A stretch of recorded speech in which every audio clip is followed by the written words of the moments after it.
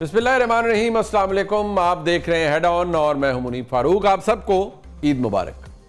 आमतौर पर ईद के रोज़ पाकिस्तान के न्यूज़ चैनल्स के ऊपर आप देखते हैं कि ईद के हवाले से कुछ स्पेशल शो होता है, लेकिन उसमें गुफ्तगू वही ईद के हवाले से रिवायती घिसी पिटी होती है, जिसके अंदर वो बातें जो आप अपने घरों में करते हैं या आप डिस्कशंस करते हैं, ड्राइंग रूम डिस्कशंस करते हैं, बातें करते हैं, उनके हवाले से कुछ महफिलें सजाई जाती हैं। लेकिन हमने कुछ मुख्तलिफ सोचा आपके लिए। वो ये सोचा कि वो सवालात, वो बातें जो आपके जहन में रहती हैं और आप जानना चाहते हैं, लेकिन किसी एक जगह जानना चाहते हैं, आप किसी एक की राय नहीं बल्कि बहुत से लोगों की राय जानना चाहते हैं, और आप चाहते हैं कि आपको पता चले कि किसी एक मुद्दे के ऊपर मुख्तलिफ आरा क्या हैं, किसी एक नुक्ते को लेकर मुख्तलिफ जहन पाकिस्तान के लीडिंग ओपिनियन मेकर्स क्या कहते हैं। इस हवाले से हमने ये ईद के हवाले से खुसूसी प्रोग्राम आपके लिए तरतीब दिए हैं, जिनमें उन अहम मामलात पर, उन अहम इशूज़ पर, उन अहम मामलात के हवाले से जो जहन में आपके सवालात उठते हैं, उनके हवाले से हमने कोशिश की है कि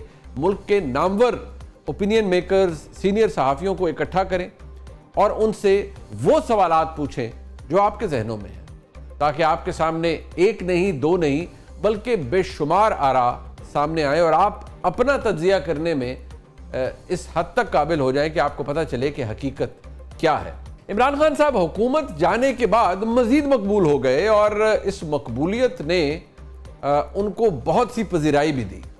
2022 के बाई इलेक्शंस जब हुए जुलाई के अंदर, तो landslide, almost landslide victory Pakistan Tehreek Insaf और इमरान खान साहब के हिस्से में आई। लेकिन इसके बाद उन्होंने सियासी तौर पर चंद फाश गलतियां भी की।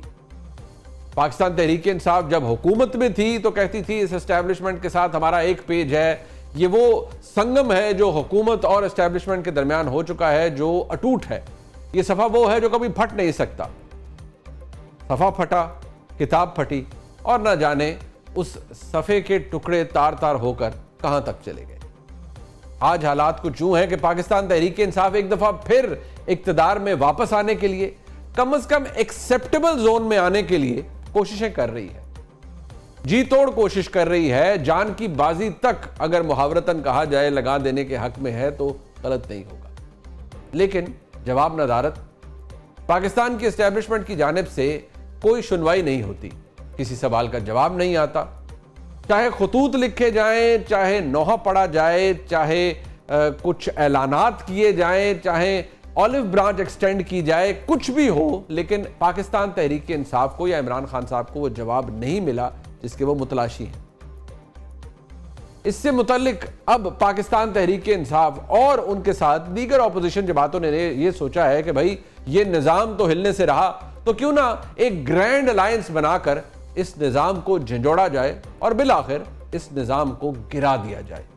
याद रहे कि इस निज़ाम के ऊपर एक हुकूमत बराजमान है जो कि खुद को बहुत मजबूत महसूस कर रही है। 1 साल से ज्यादा का अरसा उन्होंने गुजार लिया है। उनका ख्याल है कि अब कुछ ऐसा नहीं हो सकता जो इस हुकूमत को डिसलॉज कर दे, क्योंकि यह हुकूमत पाकिस्तान की मुक्तदरा की मरहून मिन्नत है और उनके साथ एक बेहतरीन ताल्लुकात इंजॉय कर रही है। आज हमारे सामने सबसे पहला सवाल यह है कि अपोजिशन एक ग्रैंड अलायंस की तरफ जा रही है।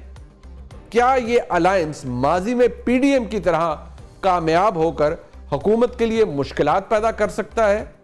क्या मौलाना फजलुर रहमान साहब अपोजिशन के ग्रैंड अलायंस का हिस्सा बिलाखिर बन जाएंगे या अलहदा अपनी सियासत करेंगे? जानते हैं पाकिस्तान के नामवर सहाफियों और ओपिनियन मेकर्स की राय। माजी में जितने भी ग्रैंड अलायंस बनते रहे अपोजिशन के, उसके अंदर कोई ना कोई बड़ी सियासी जमात होती थी, और पाकिस्तान के अंदर 3 ही बड़ी सियासी जमातें हैं, जिसके अंदर पाकिस्तान मुस्लिम लीग नून है, फिर पाकिस्तान पीपल्स पार्टी है, फिर आप अब जो नया फिनामिना है उसमें पीटीआई को शामिल कर लें। लेकिन पीटीआई पहली मरतबा अपोजिशन में आ रही है और उससे पहले तो ज़ाहिर है कोई बड़ी पार्टी भी नहीं थी। लिहाजा जो बड़ी पार्टी जिसको कहा जाता था वो एमक्यूएम कहा जाता था।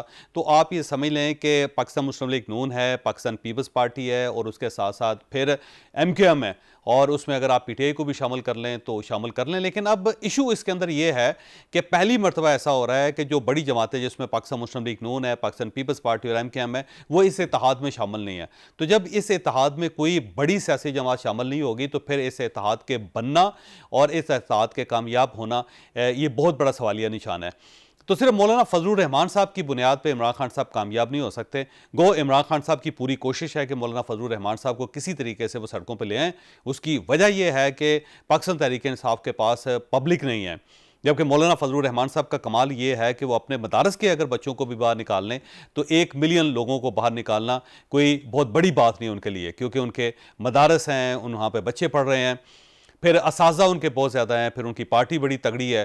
तो मौलाना फजलुर रहमान साहब को इमरान खान साहब यूज़ करना चाहते हैं। यूज़ इसलिए करना चाहते हैं कि वो सड़कों पे आएंगे और इस्टेब्लिशमेंट ज़ाहिर है मौलाना फजलुर रहमान साहब के साथ टकराएगी नहीं, क्योंकि उनके पास स्ट्रीट पावर है, और उससे फिर पाकिस्तान तहरीक इंसाफ को और इमरान खान साहब को फ़ायदा हो जाएगा। और जब मौलाना फजलुर रहमान साहब का कांटा निकालना होगा तो बस उनको निकाल के साइड पे रख देंगे और इमरान खान साहब फिर प्राइम मिनिस्टर बन जाएंगे। तो इमरान खान साहब की जो ख्वाहिश है वो यही है कि मौलाना फजलुर रहमान साहब को इस्तेमाल किया जाए, लेकिन मौलाना फजलुर रहमान साहब बहुत ही समझदार आदमी हैं। वो अगर तो इस अपोजिशन का हिस्सा बनेंगे या इसको लीड करेंगे तो उसकी यही शर्त होगी कि अगर इस कैंपेन की वजह से या इस तहरीक की वजह से गवर्नमेंट टॉपल होती है या कोई नई गवर्नमेंट बनती है या फिर नए इलेक्शंस होते हैं तो मेरे साथ सीट एडजस्टमेंट की जाए। तो इमरान खान साहब को सीट एडजस्टमेंट पहले मौलाना फजलुर रहमान साहब के साथ करनी पड़ेगी। अगर ये हो जाए तो फिर डेफिनेटली मौलाना फजलुर रहमान साहब आगे बढ़ेंगे, वरना मौलाना फजलुर रहमान साहब बस अभी आते रहेंगे, कभी जाते रहेंगे, कभी मिलते रहेंगे, कभी सलाम अलैकुम और वालेकुम सलाम करते रहेंगे। इसके अलावा वो आगे नहीं बढ़ेंगे, क्योंकि मौलाना फजलुर रहमान साहब खुद स्टेक होल्डर हैं खैबर पख्तूनख्वा के अंदर, तो अपना हाथ काट के वो इमरान खान साहब के हवाले क्यों करेंगे। तो मौलाना बहुत अच्छे स्मार्ट पॉलिटिशियन है। मेरा ख्याल ये है कि इमरान खान साहब को चाहिए कि मौलाना फजलुर रहमान साहब की यूनिवर्सिटी में दाखिला ले लें, कि वो बड़े चालाक और समझदार किस्म के सियासतदान हैं और उनके मुकाबले में इमरान खान साहब कुछ भी नहीं। देखिए, जो ग्रैंड अलायंस का सवाल है ये मेरा ख्याल है कि पिछले कुछ हफ्तों से मोस्ट आस्क्ड क्वेश्चन है, यानी सबसे ज़्यादा पूछा जाने वाला सवाल है। मौलाना फजलुर रहमान साहब इसका हिस्सा बनेंगे कि नहीं बनेंगे, ये मामला जो है वो किस तरह से होगा, ग्रैंड अलायंस बनेगा कि नहीं। देखिए, खुद मौलाना फजलुर रहमान साहब की गुफ्तगू, अगर आपने हाल ही में उनका एक इंटरव्यू चला कुछ दिन पहले, उसके अंदर उन्होंने साफ और वाज़ेह लफ्ज़ों में कहा कि अप्रैल के मिडल में, यानी कि 20 अप्रैल के करीब जो है ईद के अब बाद जो है वो उनका इजलास होगा, और उस इजलास के अंदर जो जनरल काउंसिल है उनकी वो फैसला करेगी कि आया हमने इसके अंदर जाना है कि नहीं जाना, और फिर बाकी सारी बातें। तो अब देखिए, अगर अप्रैल में वो ये फैसला करते हैं, उसके बाद मई है,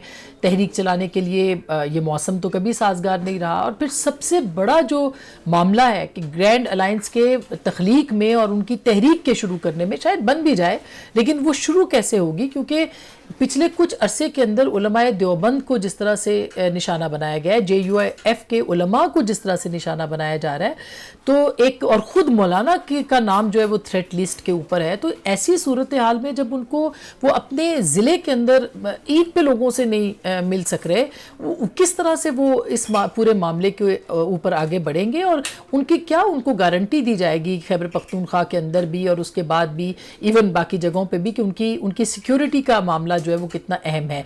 बाकी दीगर जो जमातें अपोजिशन की, उनके साथ भी सिक्योरिटी के मामला तो हैं ही हैं, लेकिन जो क्राउड पुलर है या जिसके ऊपर डिपेंड करती है पाकिस्तान तहरीक इंसाफ, वो सिर्फ और सिर्फ JUIF है। तो JUIF के बगैर कोई अलायंस, ना तो अलायंस है और ना ही JUIF के बगैर जो है वो आगे बढ़ा जा सकता है। और मेरा ख्याल है मौलाना के जो तहफ़्फ़ुज़ात हैं, सबसे बड़ी बात यह कि क्या पाकिस्तान तहरीक इंसाफ उनको गारंटी कर सकती है कि उनके तहफ़्फ़ुज़ात को वो मैच कर ले। 26वीं तरमीम के ऊपर उन्होंने वजाहत मांगी है कि आप लोगों के सामने अपना मौक़िफ़ रखें कि आपने किस तरह से दरे पर्दा साथ दिया और फिर मौलाना फजलुर रहमान आगे बढ़े। और दूसरी बात यह है, उसके ऊपर क्या वो ओपनली कहेंगे कि 26वीं तरमीम में हम साथ थे, क्योंकि 26वीं तरमीम के ऊपर पाकिस्तान तहरीक इंसाफ का जो नैरेटिव है बहुत डिफरेंट नैरेटिव है, बहुत अलग नैरेटिव है। तो ये कुछ और भी तहफ़्फ़ुज़ात हैं, उसके ऊपर पाकिस्तान तहरीक इंसाफ को मुतमईन करना है मौलाना को, उसके बाद बात आगे बढ़ सकती है। देखिए, इसमें बड़ी चीज़ें अनडिसाइडेड हैं। ये तय होना कि इस अलायंस के TORs क्या होंगे, क्या वो नए इलेक्शंस की बात कर रहे हैं, क्या वो आइन की बालादस्ती की बात कर रहे हैं, क्या उसके अंदर स्पेसिफिक्स भी होंगी कि जी आइनी तरमीम वापस होगी 26वीं, क्या होगा। फिर सबसे बड़ी बात है, जो सबसे की प्लेयर्स हैं दो, JUI और PTI, दोनों का जो टाकरा है वो ख़ुद PTI की पावर बेस में है KP के अंदर। उसमें मेरा ख्याल है लॉन्ग टर्म बड़ा एक इम्पॉर्टेंट होगा कि आने वाले इलेक्शंस में क्या, कौन किसको क्या गारंटीज़ देता है, क्या कोई पावर शेयरिंग फार्मूला होगा, क्या सीट शेयरिंग फार्मूला होगा। और अगर JUI एक एग्रीमेंट करती है इनके साथ, तो फिर JUI का और एस्टैब्लिशमेंट का इस वक्त जो blow hot blow cold relationship है उसका क्या बनेगा? अभी बहुत ज़्यादा चीज़ें हवा में हैं। आई think it's a bit premature, और मुझे बहुत जल्दी ये जो ईद के फ़ौरन बाद का सीन हम सुन रहे हैं वो मुझे अभी नज़र नहीं आता। अभी बहुत सी चीज़ें सेटल होनी है इसमें, the too many boxes that need to be ticked. So I think it's a bit premature अभी हम कह देंगे ईद के फ़ौरन बाद शुरू हो जाएगा, अलायंस बन जाएगा। उनके लीडर्स कामरान मुर्तज़ा दूसरे ओपनली कह रहे हैं कि हमने बहुत गिले किए हैं और PTI ने हर बड़े फैसले में हमसे मशवरा भी नहीं किया।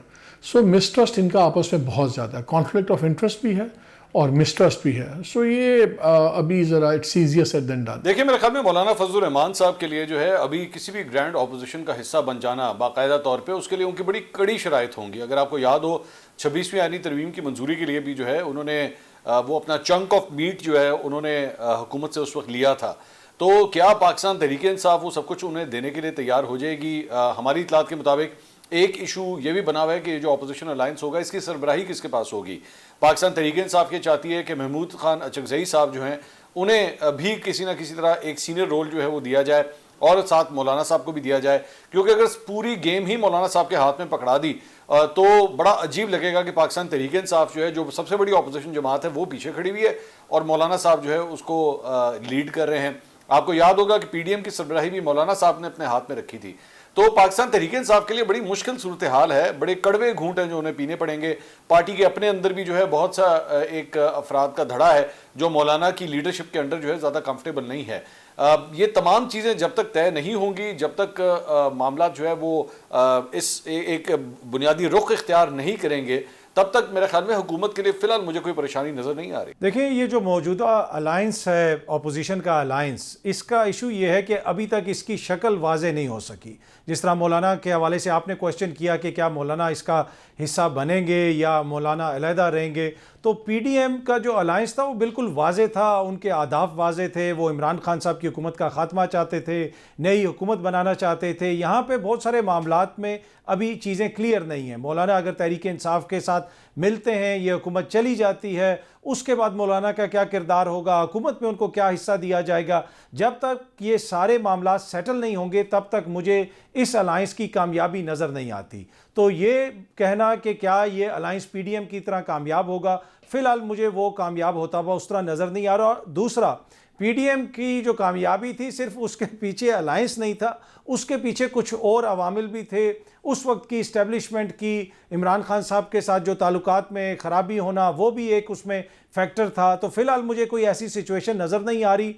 क्या मौलाना हुकूमत का हिस्सा बन जाएंगे? मुझे मौलाना हुकूमत का हिस्सा बनते हुए भी इस वक्त नज़र नहीं आ रहे। मौलाना जिस पिच के ऊपर इस वक्त खेल रहे हैं, मुझे ये लगता है कि आने वाले चंद महीनों के दौरान मौलाना इसी लाइन और लेंथ के ऊपर आपको सियासत करते हुए नजर आएंगे। वो कहते हैं ना कि there's many a slip twixt the cup and the lip.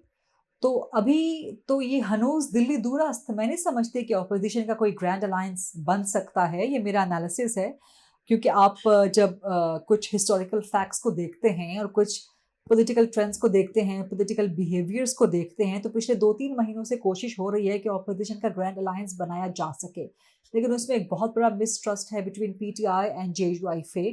उसकी बहुत सी वजूहात है, वो आप भी जानते हैं, मैं भी जानती हूँ, कौम का बच्चा बच्चा जानता है। और सबसे बड़ा उसमें एलिमेंट ये है कि खैबर पख्तूनख्वा एक familiar and similar political battle ground है बिटवीन PTI एंड JUI-FA। तो वो चीज़ें जब सॉर्ट आउट नहीं हो सकती, तो मेरा नहीं ख्याल कि मौलाना फजलुर रहमान अपोजिशन के ग्रैंड अलायंस का बाकायदा बाज़ाब्ता हिस्सा बन जाएंगे या PTI के साथ एक स्टेज पे आ जाएंगे या एक कंटेनर पे आ जाएंगे। मैं समझती हूँ कि मौलाना फजलुर रहमान इमरान खान की PTI का हिस्सा रहेंगे भी और नहीं भी। एक तरह से अपोजिशन का भी वो इशू टू इशू साथ देते रहेंगे और हुकूमत का भी वो साथ देते रहेंगे इशू टू इशू। और ये मौलाना फजलुर रहमान ने अपनी सियासत वाज़े कर दी थी 2024 के इलेक्शन के बाद। लेकिन अगर आप ये समझें या अगर आप ये जानना चाहें या ये तसव्वुर रखें कि मौलाना फजलुर रहमान अपनी पग जो है वो पहना देंगे इमरान खान को, तो ऐसा मुमकिन नहीं है। तो मैं समझती हूँ कि अपोजिशन का ग्रैंड अलायंस इस तरह से नहीं बनेगा कि मौलाना फजलुर रहमान बाकायदा उसका हिस्सा हो। ये मेरा एनालिसिस है, दुरुस्त भी हो सकता है, गलत भी हो सकता है, बट मुझे यही नज़र आता है जब मैं पास्ट कंडक्ट का मुतालिया करती हूँ या जो एक हिस्टोरिकल बैकग्राउंड है बिटवीन PTI एंड JUI-FA और इस वक्त भी जो उनका पॉलिटिकल कंडक्ट है। जब मैं उसको भी ऑब्जर्व करती हूँ।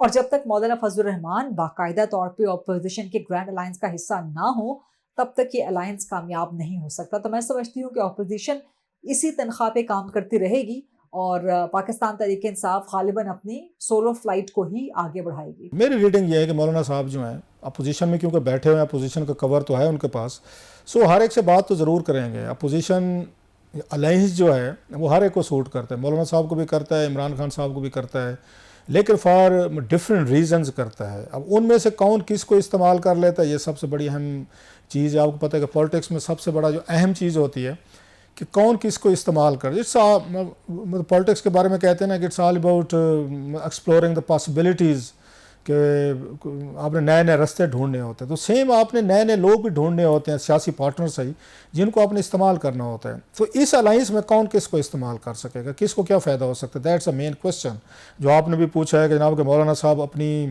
एक अलहदा सियासत करेंगे या हुकूमत के साथ शामिल होंगे। हुकूमत के साथ तो शामिल नहीं होंगे, उन्हें सूट नहीं करता। हुकूमत में शामिल हो के अगर होना हो तो साल गुजर गया, 1.25 साल आगे, तो अब उन्हें 3-4 सालों के लिए शामिल हो के शायद उन्हें प्रॉफिटेबल नहीं लगता। उनकी आंख नज़र जो है वो अगले इलेक्शन पे होगी कि अगर हम अपोजिशन में रहें और इस वक्त वो लीडिंग रोल में अगर देखे जाए, PTI में एक इंटरनल फाइट है, रिफ्ट है, इस्टेब्लिशमेंट से लड़ाई है, हुकूमत से लड़ाई है, PTI खुद बेचारी तितर बितर है, इमरान खान साहब जेल में है, उनकी लीडरशिप इधर वो इतनी यूनाइटेड नहीं है, लिहाजा वो एक अपोजिशन का रोल उस तरीके का अदा नहीं कर पा सके। उनमें डिटेंशंस हुई हैं, डिटेन्स हुए हैं, जेलों में गए हैं, केसेस हैं, मुकदमे हैं, मफरूर हैं, अंडरग्राउंड हैं, सो वो अपने मसलों में फंसी हुई है। मौलाना साहब के पास ये सारे मसाइल नहीं हैं। मौलाना साहब ने अपनी पार्टी को यूनाइट रखा हुआ है, वन यूनिट की तरह रखा हुआ है, उसको कमांड और पावर और अथॉरिटी के साथ उसको चला रहे हैं वो, और उन्होंने 1 साल में बहुत कुछ अचीव भी करके दिया है अपनी पार्टी को, हुकूमत को मजबूर करके। इमरान खान साहब का क्लाउड इस्तेमाल करके 26वीं तरमीम को देख लें फॉर एग्जांपल, मतलब उसमें जो मदारस वाला बिल था, बड़ी लड़ाई चली उनकी, उन्होंने चलती रहे, मेरी मर्जी मांगनी पड़ेगी, हम नहीं फंडिंग की, अपनी फंडिंग का ऑर्डर नहीं होने देंगे, नहीं होने दिया, उन्होंने उस तरह के लाज में चले गए। सो उनका क्राउड, उनका फॉलोअर, उनकी पार्टी उनसे मुतमिन है कि मौलाना साहब ठीक पॉलिटिक्स कर रहे हैं। फिर उन्होंने जब यह पार्लिमानी इजलास हुआ, यहाँ पे जनाब मुनीर साहब आए थे और DGISI आए थे और सारी ब्रीफिंग हुई, तो मौलाना साहब ने वहाँ भी बड़ी अच्छी तकरीरें की। उन्होंने भी ये एस्टेब्लिशमेंट के साथ जो कोई रास्ते उनके थोड़े से मतलब मुश्किल हो गए थे, कोई दरमियान में कोई राब्ते टूट गए थे या कोई थोड़ी सी मौलाना साहब की तकरीरों की वजह से वो अफेंड थे, वो भी उन्होंने मेंडिंग की है, वो भी तल्लुकात अपने ठीक कर लिए हैं उन्होंने एस्टेब्लिशमेंट के साथ। और जो बहर ख़बरें निकली हैं उससे मौलाना साहब को अप्रिशिएट किया गया कि फ़ौज के साथ, एस्टेब्लिशमेंट के साथ ओवरऑल उनका मामला ठीक रहे हैं। सो मौलाना साहब ने वो भी अपना वो कर लिया। अब मौलाना साहब जो हैं वो फिर वो इमरान खान साहब के साथ तहरीक की बात करें। ईद के बाद तहरीक वो किसके खिलाफ चलाना चाहते हैं? मज़े की बात है कि KPK में धांधली हुई है। आपने नोट किया है, उनका वोट बैंक तो KPK में है ना, कोई उनका पंजाब में तो कोई बहुत बड़ा वोट बैंक नहीं है, या बलूचिस्तान में होगा। तो वो कह रहे हैं मेरी KPK में धांधली हुई है, और KPK में इस वक्त किसकी हुकूमत है? इमरान खान साहब की हुकूमत है। सो वो तो इमरान खान साहब पे इल्ज़ाम लगा रहे हैं, PTI पे इल्ज़ाम लगा रहे हैं कि आपको धांधली से जितवाया गया है, आपको वज़ीर आला जो है वो धांधली से बना हुआ है। और ये जहन में रखिएगा कि अली मीन गंडापुर साहब और मौलाना फजल रहमान साहब की बड़ी पुरानी सियासी दुश्मनी डेरा इस्माइल खां में। सो वो एक हालात फड्डा है। सो असल में तहरीक जो चलनी है, अब इमरान खान साहब तहरीक चलाना चाहते हैं फेडरल हुकूमत के खिलाफ कि शहबाज शरीफ साहब की हुकूमत पार्लियामेंट रबर स्टैम्प है, जैली है, मैंडेट जैली है, जैली तरीके से इनको जितवाया गया, 47 फॉर्म वाली ये हुकूमत है, वो उसके खिलाफ तहरीक चलाएँगे। अब ज़रा थोड़ा सा अब तसव्वुर करें, ज़रा इमेजिन करें ज़रा कि अब दोनों वर्कर चल रहे हैं जनाब, एक साथ चल रहे हैं। ये PTI वाले हैं, साथ में मौलाना फजल रहमान साहब का वर्कर है। नारे क्या लग रहे हैं? इमरान खान साहब का वर्कर कह के जनाब कि ये 47 वाली पार्लियामेंट है, ये धांधली वाली है, और जिसमें मौलाना साहब भी बैठे हैं, उनके लोग भी बैठे हैं, वो भी साथ चल रहे हैं, ये धांधली वाले हैं, और वो शहबाज शरीफ हुकूमत को धांधली ज़्यादा हुकूमत समझते हैं। ये नारा लग रहा है उनका, मैं तसव्वुर कर रहा हूँ। साथ में मौलाना साहब का वर्कर क्या नारा लगा रहा है? वो कहता है जनाब कि यहाँ पे KPK में धांधली हो गई है, ये अली अमीन गंडापुर साहब जो हैं ये धांधली वाले वजीर हैं। तो ये कैसे चलेगा? इमरान खान फेडरल हुकूमत के खिलाफ नारे लगा रहे हैं, और जो उनके साथ पार्टनर हैं अलाइंस में वो इमरान खान साहब और PTI पे नारे लगा रहे हैं। ये अलाइंस या नेचुरल लगता है आपको? मौलाना साहब का वोट बैंक है KPK में, वो इमरान खान के साथ कैसे चलेंगे? हाँ, वो इमरान खान के ज़रिए, PTI के ज़रिए अपना स्कोर सेटल करेंगे अली अमीन गंडापुर साहब के पास साथ, कि अली अमीन गंडापुर साहब को हटाओ, अली अमीन गंडापुर साहब को साइड पे करो, वो इनको शिकार करेंगे कि अली अमीन को हटवाएं, फिर हम अलाइंस करेंगे, फिर सोचेंगे। सो मुझे नहीं लगता मौलाना ना हुकूमत में शामिल होंगे, ना वो खान साहब के साथ जल्द से जुलूस निकालेंगे। उनका वर्कर जो है इसका मौलाना साहब का पीसफुल वर्कर है, लड़ाई नहीं करता, झगड़े सोटे, डांग सोटे, लाठी चार्ज, पुलिस थाना कचहरी, जमानतें, ये काम नहीं होते उनके यहाँ। इमरान खान साहब के वर्कर मादरत के साथ ये हुए हैं, हमने देखा जब भी वो आए हैं इस्लामाबाद हैं, लॉन्ग मार्च किया है या यहाँ धरने दिए हैं, या 3-4-7-8 बकौल उनके अली अमीन गंडापुर साहब को वो हमले कर चुके हैं इस पे, इस्लामाबाद पे या पंजाब पे। हर दफ़ा बेचारे कोई ना कोई PTI के वर्कर को नुकसान हुआ है, जानी नुकसान हुआ है, माली नुकसान हुआ है, या उनको और वो थाना कचहरी अभी तक थानों में पड़े हुए हैं, अभी तक वो जेलों में पड़े हुए हैं। सो मौलाना साहब के वर्कर में और इमरान खान के वर्कर में बड़ा फ़र्क है। खान साहब का वर्कर वो कहता है जी हम मरने जा रहे हैं या मारने जा रहे हैं, जनाजे पढ़ लेना, कफन बांध के आते हैं। मौलाना साहब का वर्कर इस तरह का नहीं है। मौलाना साहब उनके साथ फिर भी अपना वर्कर खड़ा करना चाहते हैं, मौलाना साहब की मर्जी सर, हम क्या कह सकते हैं। देखिए, ओपोजिशन का अलायंस तो ऑलरेडी बन चुका है, चाहे आप उसे ग्रैंड अलायंस का नाम दें, जो भी उसे कहें, लेकिन जब तक मौलाना नहीं शामिल होंगे इस ओपोजिशन अलायंस में, इसको इतना सीरियसली मेरा नहीं ख्याल कि हुकूमत के लिए कोई मुश्किलात पैदा कर सकता है। जहाँ तक मौलाना फजल रहमान की बात है तो गुज़श्ता 10-12 दिनों में तकरीबन 2 बड़ी तफसीली मुलाकातें मेरी मौलाना साहब से हुई, और मेरी सिक्स सेंस ये है, बेस्ड ऑन जो मौलाना साहब की ऑन द रिकॉर्ड डिस्कशन थी, अभी तक JUI ने ये फ़ैसला नहीं किया कि वो ओपोजिशन का प्लेटफॉर्म जो है या ओपोजिशन के जो जलसों का स्टेज है वो PTI के साथ शेयर करेंगे या नहीं। और उसकी बड़ी सिंपल सी 2-3 वजूहात हैं। एक तो दोनों जमातों का जो माजी है वो काफ़ी तल्ख रहा है। PTI ने जो लैंग्वेज इस्तेमाल की, ख़ुद बानी PTI ने मौलाना साहब के बारे में जिस किस्म की लैंग्वेज इस्तेमाल की, या उनके जो अकाबरीन है, और मौलाना साहब के अल्फाज में मैं आपको बता देता हूँ कि मेरे कारकुनान जो हमारे अकाबरीन और उलमा के साथ जिस तरह का सलूक किया गया, जो तज़हीक आमेज़ उनके बारे में गुफ्तगू की गई, वो बड़ा मुश्किल है उनके लिए भुलाना। लेकिन मौलाना साहब इशू टू इशू अपोजिशन जो है वो ज़रूर करेंगे, वो अपनी सियासत करेंगे। जहाँ तक हुकूमत ज्वाइन करने का ताल्लुक़ है तो उसके इम्कानात मुझे फ़िलहाल दूर दूर तक इसलिए नज़र नहीं आ रहे कि अगर मौलाना साहब हुकूमत में शामिल होते हैं तो वो उनके लिए उनका जो एक स्टांस है कि जो 2024 के इलेक्शंस हैं उनमें उनके साथ ज़्यादती हुई है, उनके साथ धांधली हुई है, तो वो अपने स्टांस की नफ़ी करेंगे, और उन्हें पता है कि सियासी तौर पर उन्हें इस बात का नुकसान होगा। अब जहाँ तक PTI की बात है तो ये मैं आपको बता सकता हूँ कि इमरान खान साहब की जानिब से बाकायदा पैगामात भिजवाए गए हैं मौलाना साहब को कि जो भी आपकी शराइत हैं आप एक ड्राफ्ट तैयार कर लें और हम उन पर सिर्फ साइन कर लेंगे।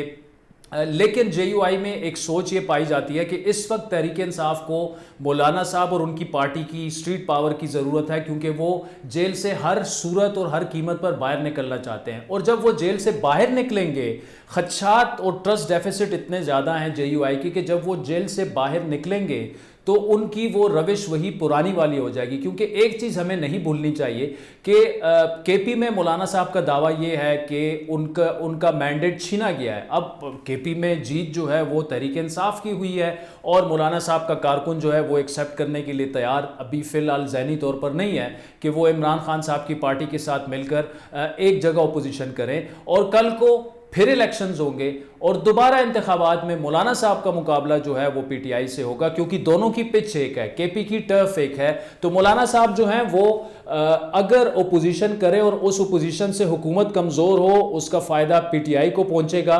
तो वो सियासी इंटेलेक्ट मौलाना में कूट कूट कर भरा हुआ है। मेरे ख्याल में आई डोंट फोरसी कि कोई बहुत बड़ा ग्रैंड अलायंस जिसमें मौलाना भी शामिल होंगे, और मौलाना के बगैर कोई भी अलायंस जो है ओपोजिशन का उसे ग्रैंड अलायंस नहीं करार दिया जा सकता। पाकिस्तान के नामवर तज्जिया निगारों की राय आपने जानी। ब्रेक शामिल करते हैं प्रोग्राम में, वापस आएंगे तो आपके सामने एक और अहम सवाल रखेंगे जो यकीनी तौर पर आपके जहन में है। और वो सवाल कुछ यूं है कि इमरान खान साहब या पाकिस्तान तहरीक इंसाफ और पाकिस्तान की एस्टेब्लिशमेंट के दरमियान जो हालात इस वक्त हैं वो स्टेलमेट का शिकार हैं, यानी कुछ हो नहीं रहा, कुछ बदल नहीं रहा। ईद के रोज़ आप अपने घर बैठे हैं, लेकिन सोच में यही है कि भाई कितनी ईदें गुजरेंगी और ये हालात ऐसे ही रहेंगे या कुछ तब्दील भी होगा। इस पर आप हमारे लीडिंग ओपिनियन मेकर्स की राय जानेंगे एक ब्रेक के बाद। एक दफ़ा फिर आपको खुशामदीद कहते हैं और दोबारा आपको कह देते हैं कि ईद मुबारक। आपका दिन उम्मीद है अच्छा गुजरा होगा, लेकिन सवाल तो आपके जहन में होगा कि पाकिस्तान तहरीक इंसाफ और इमरान खान साहब के मामलात इस इस्टेब्लिशमेंट के साथ कब ठीक होंगे। अरे भाई, इसी सदी में ठीक होंगे या अगली सदी में, ये तो खैर मैं मुहावरतन कह रहा हूँ, लेकिन सवाल अहम है कि ये हालात तब्दील कब होंगे।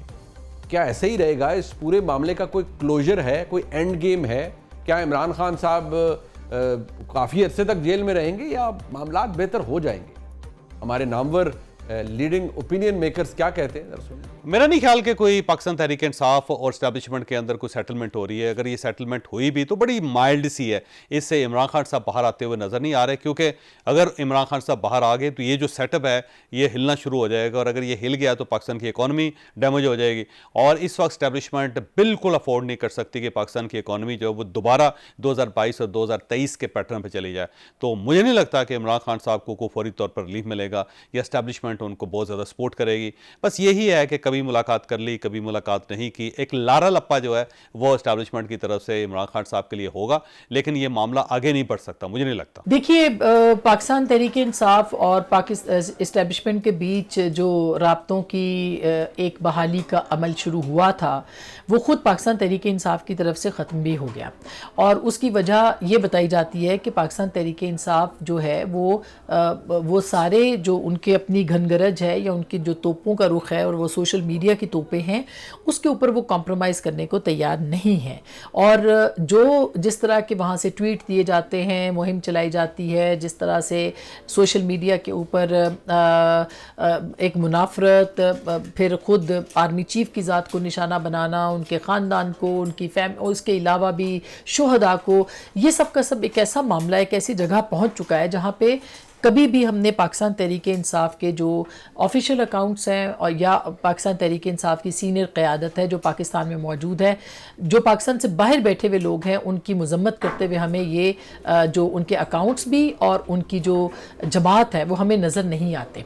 वो कुल वक्ती जो है वो कभी भी ओपनली या खुल के या कहते, वो ये ज़रूर कहते हैं कि पार्टी का मौक़िफ़ ये है या पार्टी इधर है, लेकिन वो कभी इनकी मजम्मत नहीं करते, वो इस बयानिए को रिजेक्ट नहीं करते।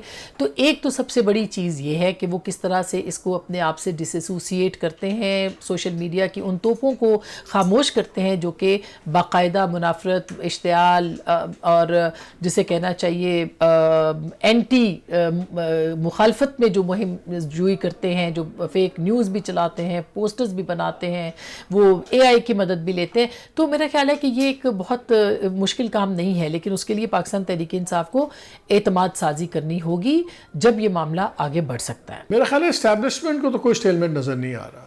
वो जहाँ वो चाहते हैं वहीं पे इमरान खान है, वो जेल में है। जहाँ वो पे चाहते हैं पार्टी है, पार्टी बिल्कुल तितर-बितर हुई हुई है, पार्टी के अंदर अपने इख्तलाफात हैं। और अगर अब इस्टेब्लिशमेंट या गवर्नमेंट के पॉइंट ऑफ व्यू से देखें तो उनका तो काम चल रहा है, गवर्नमेंट भी चल रही है, काम भी हो रहे हैं, अदलिया बिल्कुल स्ट्रक्चर उनकी मर्ज़ी के मुताबिक बन गया हुआ है, लॉज ऐसे ऐसे पास हो गए हैं, पैका और दूसरे कि उस पर कार्रवाइयाँ शुरू हो गई हैं, कोई बोल नहीं सकता, कोई सड़क पे नहीं निकल सकता। तो स्टेलमेट सिर्फ इस तरफ से है, वहाँ से ना मुझे कोई ख्वाहिश नज़र आती है बातचीत की, ना मुझे इस वक्त उन पर कोई प्रेशर नज़र आता है इस्टेब्लिशमेंट पे कि वो मजबूर हों इमरान खान से बात करने पे। देखिए, मेरे ख्याल में अगर हालिया तारीख में देखा जाए तो मेरे ख्याल में पाकिस्तान तहरीक इंसाफ ये एक्सपेक्ट कर रही थी कि डोनाल्ड ट्रंप के आने से अमेरिका का प्रेशर डेवलप होगा पाकिस्तान के ऊपर, और जब वो प्रेशर डेवलप होगा तो उसके ज़रिए पाकिस्तान तहरीक इंसाफ या इमरान खान साहब अपने लिए चंद चीज़ें जो है मनवाने में कामयाब हो जाएंगे हुकूमत से। चाहे वो इमरान खान साहब की रिहाई हो, पाकिस्तान तहरीक इंसाफ के ऊपर जो एक मुश्किल कड़ा वक्त गुजरा है उसको ख़त्म करने की बात हो, लेकिन ऐसा हुआ नहीं है फ़िलहाल, कम से कम फ़िलहाल ऐसा नहीं हुआ है। लेकिन पाकिस्तान तहरीक इंसाफ पूरी उम्मीद है कि इंटरनेशनल प्रेशर की वजह से शायद कुछ हो जाए। IMF की किस्त रुकवाने की भी कोशिश की गई, उसके अंदर थोड़े से जो है वो रखने डालने की कोशिश की गई, वो भी नहीं हो सका। इसके अलावा नवंबर के महीने में जो है वो इस्लामाबाद पे चढ़ाई की गई, उसको रोकने की कोशिश की, वो नहीं हो सका। रेमिटेंसेस जो है वो रुकवाने की कोशिश की गई, वो नहीं हो सका। आर्मी चीफ को जो है वो ख़त लिखे गए, उनका ख़त का कोई जवाब नहीं आया। आर्मी चीफ ने कहा अगर मेरे पास कोई ख़त आया तो मैं उसे वज़ीर आज़म को भेज दूंगा, तो पाकिस्तान तहरीक इंसाफ के लिए फिलहाल तो कोई किसी किस्म का ब्रेक थ्रू नहीं आ रहा, और एस्टैब्लिशमेंट की जानिब से जो है वो मेरे ख्याल में जो मेन्यू कार्ड है वो बड़ा क्लियर कट पाकिस्तान तहरीक इंसाफ को बता दिया गया है कि जनाब आपको 9 मई के ऊपर माफ़ी मांगनी पड़ेगी। ये जो आपका ट्विटर अकाउंट जो है ये जो बड़ी सख्त किस्म की लैंग्वेज इस्तेमाल करते हुए ट्वीट्स करता है, इससे आपको बंद करना पड़ेगा। और आर्मी चीफ के ऊपर जो तनकीद होती है या एस्टैब्लिशमेंट के ऊपर जो तनकीद होती है उसे आपको बंद करना पड़ेगा। जब तक ये तमाम चीज़ें पूरी नहीं होती, मेरा नहीं ख्याल कि फिलहाल एस्टैब्लिशमेंट और पीटीआई के दरमियान कोई भी ब्रेक थ्रू हो सकता है। तहरीक इंसाफ और इस्टेब्लिशमेंट के दरमियान जो स्टेलमेट है ये काफ़ी दिनों से जारी है। जहाँ तक राब्तों की बात है, राब्ते तो हैं, क्या इन राब्तों के नतीजे में कोई चीज़ हतमी शक्ल इख्तियार करेगी? क्या इन राब्तों के नतीजे में कोई नई डील सामने आएगी? क्या कोई पेशरफ्त होगी? इमरान खान साहब की रिहाई मुमकिन हो पाएगी? वो फ़िलहाल मुझे होती हुई नज़र नहीं आ रही। मामलात मुझे इसी तरह चलते हुए नज़र आ रहे हैं, लेकिन एंगेजमेंट पाकिस्तान तहरीक इंसाफ की और इस्टेब्लिशमेंट की किसी ना किसी लेवल के ऊपर है। पर मुझे ये लगता है कि इमरान खान साहब ने बाहर जितना लोगों को इख्तियार दिया हुआ है वो किसी भी हतमी नतीजे तक पहुंचने के लिए काफ़ी नहीं है। यानी अगर आप किसी से बात करें, किसी से बात करके किसी नतीजे पे पहुंचे, बाहर इस वक्त तहरीक इंसाफ का कोई भी ऐसा रहनुमा नहीं है जो जाके कोई बात करके आ जाए और बाद में पूरी जमात उसके ऊपर एग्री कर ले। तो मुझे ये लगता है कि ये स्टेलमेट तभी ख़त्म होगा जब इमरान खान साहब का इसमें किरदार ज़्यादा होगा और इस्टेब्लिशमेंट की तरफ से भी कोई रजामंदी होगी। फ़िलहाल मुझे नहीं लगता कि इस्टेब्लिशमेंट इस मूड में है कि तहरीक इंसाफ से बातचीत को बहुत आगे चलाया जाए या उसको किसी मंतकी अंजाम तक पहुंचाया जाए। फ़िलहाल मुझे ये स्टेलमेट की ही सिचुएशन लगती है। अगर तो आपके इस सवाल का मतलब है कि इमरान खान की रिहाई के लिए राब्ते, तो वो राब्ते तो फिलहाल मुनक़ता हैं इस वक्त तक जबकि हम आपसे बात कर रहे हैं आपके प्रोग्राम में। बाकी राब्ते इस्टेब्लिशमेंट के पॉलिटिकल पार्टीज़ के साथ रहते हैं, डायरेक्ट भी होते हैं, इनडायरेक्ट भी होते हैं। खैबर पख्तूनख्वा में हुकूमत है पाकिस्तान तहरीक इंसाफ की, तो वहाँ के चीफ मिनिस्टर के साथ तो हमेशा से राब्ते हैं इस्टेब्लिशमेंट के, रहते भी हैं। एक वर्किंग रिलेशनशिप भी वहाँ पर है, उसमें उतार चढ़ाव जो है वो आता रहता है। लेकिन अगर आप इसको फोकस्ड सोली करके जानना ये चाहें कि क्या इमरान खान की रिहाई के लिए, सो वो मेरा ख्याल है कि फ़िलहाल मुमकिन नहीं है। और उसमें there are many ifs and buts involved in between. उसमें इमरान खान की लचक ना होना एक बहुत बड़ी रुकावट है। तो जब तक इमरान खान लचक नहीं दिखाएंगे और सियासी जमातों को, सियासतदानों को उनकी बहुत सी अहम क्वालिटीज़ में से, उनकी बहुत सी अहम पर्सनालिटी ट्रेट्स में से एक फ्लेक्सिबिलिटी होना बहुत ज़रूरी है। मेरे नज़दीक एक सियासतदान में फ्लेक्सिबिलिटी होना बहुत ज़रूरी है। वो सियासतदान नहीं होता जिसमें फ्लेक्सिबिलिटी ना हो, और जिसमें फ्लेक्सिबिलिटी ना हो वो सियासतदान नहीं बन सकता। आपको क्रिकेट में तो जारहियत फ़ायदा दे सकती है लेकिन सियासत में नहीं दे सकती। तो जब तक इमरान खान अपने अंदर एक सियासी लचक पैदा नहीं करेंगे, क्योंकि उनका एक there is a background to it with the current establishment, सो उसको लेके एक बहुत बड़ा मिसट्रस्ट मौजूद है, एक बहुत बड़ी खलीज मौजूद है मिसट्रस्ट की। सो उसको उबूर करना इतना आसान नहीं है। सो रिहाई के लिए राब्ते स्टेलमेट है, yes, and there does not seem to be any mend in between. I doubt, मुझे नहीं लगता कि जनाब के कोई एस्टेब्लिशमेंट और इमरान खान साहब के दरमियान कोई राब्ते हैं, राब्ते हो रहे होंगे या राब्तों का कोई रिज़ल्ट निकलेगा। मे बी मतलब बातचीत होती रहती होगी डिफरेंट मौके पे। हमने देखा भी है सुबह 7-7 बजे भी जेल के दरवाजे खुलते रहे हैं जब हुकूमत को ज़रूरत थी, इस्टेब्लिशमेंट को ज़रूरत थी। वो चीज़ें ज़रूर हुई हैं, कोई एक दफ़ा नहीं कई दफ़ा हुई हैं। लेकिन जिसको अब सटल आप कहते हैं कि कोई राब्ते हैं, कोई ब्रेक थ्रू हो सकता है, वो मुझे नज़र नहीं आते। आपको याद होगा 2-3 बयानात में आपको बताऊँ, इमरान खान साहब ने आर्टिकल लिखा पिछले दिनों अंग्रेज़ी अखबार में जिसमें उन्होंने पहली दफ़ा कहा जनाब कि मुझे ऑफ़र की गई थी कि आपको बनी गाला जो है ना हम आपको शिफ्ट कर देते हैं। फिर हमने अली अमीन गंडापुर साहब का इंटरव्यू सुना, उन्होंने कहा जनाब को कोई ऑफ़र नहीं हुई, मैंने तजवीज़ दी थी। फिर बैरिस्टर गौहर को सुना, उन्होंने कहा जनाब ऐसी कोई बात नहीं। अलीमा खान साहब ने कहा नहीं, उन्होंने कहा जनाब खान साहब अगर आप हमारे साथ तामुन करें तो हम आपको 20 दिसंबर तक हम आपको शिफ्ट कर देंगे बनी गाला। ये तो आप राब्तों की हालत है। अब आप बताएं इसमें किसकी बात पर यकीन किया जाए। एस्टेब्लिशमेंट कहते हैं जी हमारे कोई, वो अपने सिक्योरिटी जराए से खबरें चलवाते हैं जी हमारे तो कोई राब्ते नहीं है, हमारा तो कोई इनसे वो नहीं है। मेरा नहीं ख्याल है कि इमरान खान साहब की और जनाब से मुनीर साहब की कोई आपस में कोई सुलह हो सकती है, बातचीत हो सकती है या कोई रास्ता निकल सकता है। ये मुझे मुश्किल लग रहा है इस वक्त इन द गिवन सिचुएशन। कल को क्या होगा आई डोंट नो। राब्तों का सिलसिला तो सेकंड ईयर लीडरशिप की जहाँ तक बात है तो वो तो टूटा ही नहीं है। मैं तो बहुत कम ही, शायद कोई रहनुमा पीटीआई का इस वक्त ऐसे है जो कि राब्तों में ना हो। उसे बाकायदा मुज़ाकरात का नाम नहीं दिया जा सकता, लेकिन वो राब्तों में हैं और काफ़ी जो चीज़ें हैं वो अंडरस्टैंडिंग के साथ वो कर रहे हैं। और जहाँ तक बात है तहरीक इंसाफ और इस्टेब्लिशमेंट के दरमियान जो मामलात हैं, तो वो तभी बेहतरी की तरफ जा सकते हैं जब वो तहरीक इंसाफ चाहेगी। तहरीक इंसाफ की जो सियासत रही है गुज़श्ता 2-2.5 सालों में, या उन्होंने जिस किस्म का बयानिया बनाने की कोशिश की, खुसूसन सोशल मीडिया से और इदारों पर बराह रास्त तनकीद, इदारों के सरबराहान पर बराह रास्त तनकीद, तो वो जब तक उस पर फुल स्टॉप नहीं लगेगा तो मेरे ख्याल में कि एक जो ट्रस्ट डेफिसिट है वो कम होना शुरू नहीं होगा। अभी भी आप देखें कि तहरीक इंसाफ के जो रहनुमा हैं वो कभी मफाहमत की बात करते हैं सुबह, तो शाम में वही मफाहमत जो है वो उल्टी होकर मज़ाहमत की तरफ चली जाती है। तो मुझे नहीं लगता कि आइंदा आने वाले जो मौजूदा साल है उसमें तहरीक इंसाफ और इस्टेब्लिशमेंट के दरमियान जो है ट्रस्ट डेफिसिट जो ऑलरेडी है वो कोई कमी की तरफ जाएगा। आपने हमारे लीडिंग ओपिनियन मेकर्स की राय जानी, आप इससे एग्री करें या डिसएग्री, लेकिन ये बात तो आपको माननी पड़ेगी कि ईद के पहले रोज़ आपको इन 2 सवालात के हवाले से, इन 2 अहम नुकात के हवाले से डाइवर्स ओपिनियन मिला है। लेकिन ये सिलसिला अभी रुक नहीं रहा।